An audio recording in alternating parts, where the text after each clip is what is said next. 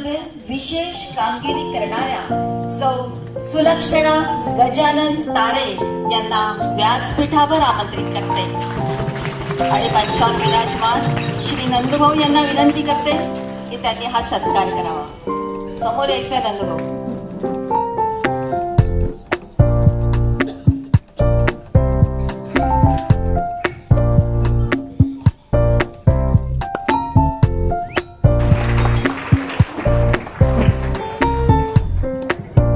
सौ सुलक्षणा गजानन तारे या मूळ नांदेड येथील असून सध्या पुणे येथे वास्तव्यास आहे.